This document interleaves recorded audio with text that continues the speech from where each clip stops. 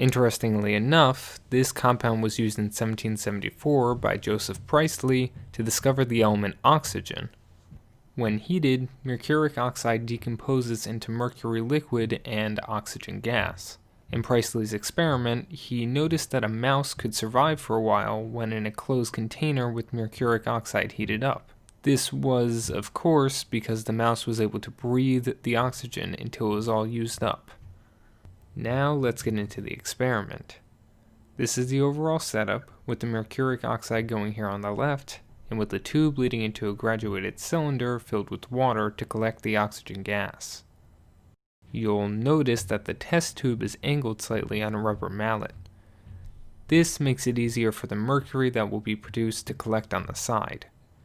This could have been done more easily by rotating the clamp, but apparently I wasn't thinking very much when doing this trial.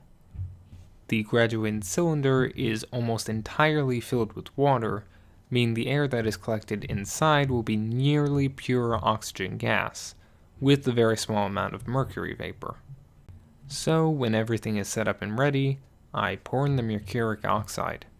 Then I start to heat things up. At first, not much is happening.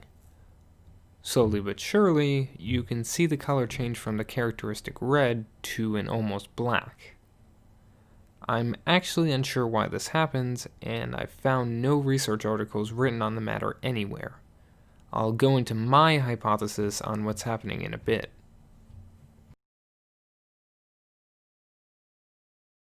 Over time, you begin to see metallic mercury condensing on the sides of the test tube in a ring. It continues to condense in that cool area and will soon enough coalesce into small spheres of pure mercury metal.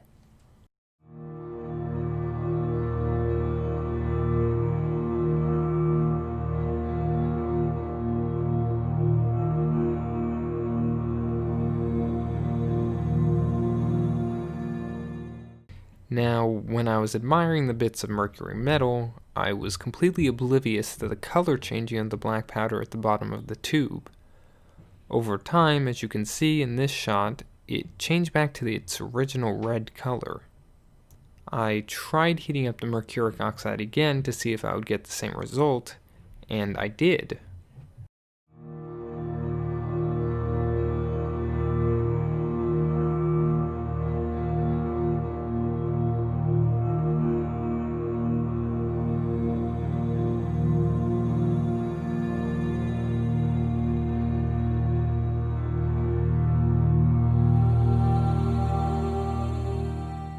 Although I couldn't find any direct evidence of why this occurs, I assume it's the collection of liquid mercury around the particles of the mercuric oxide. As it's being heated, more and more mercury is being generated, which is why the powder remains a dark color. It vaporizes and condenses above in the tube. When the heating ceases, the small mercury coating on the particles of mercuric oxide disappears as the mercury coalesces with itself at cooler temperatures, and this is all happening within the powder itself. I was hypothesizing about a possible alternative route for the reaction to occur with mercurous oxide, a chemically unstable compound that converts back to mercuric oxide over time. However, via Occam's razor, this theory is overcomplex and probably not viable. Anyways, back to the reaction. The entire time I was heating the mercuric oxide, oxygen was being produced. To test if this really was oxygen, I took a twig and charred it slightly. Then I placed it into the cylinder to see if the gas had any effect. Obviously it did, as the stick started to glow brightly and burn far faster. You can actually see some of the water vapor building up on the side of the cylinder due to the complete combustion of the organics in the twig. When I was done testing the oxygen, I went back over to take some pictures of what I had left in the test tube.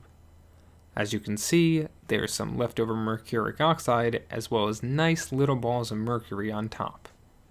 I actually tried recovering the mercury metal by washing everything with a bit of water, but I was unsuccessful and couldn't actually find the residual mercury at the bottom of the tube.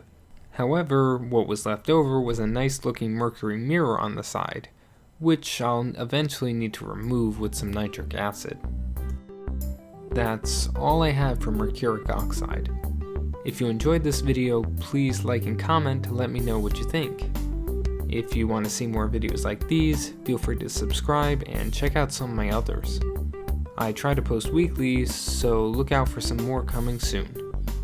Thank you as always for watching, and I'll see you next time.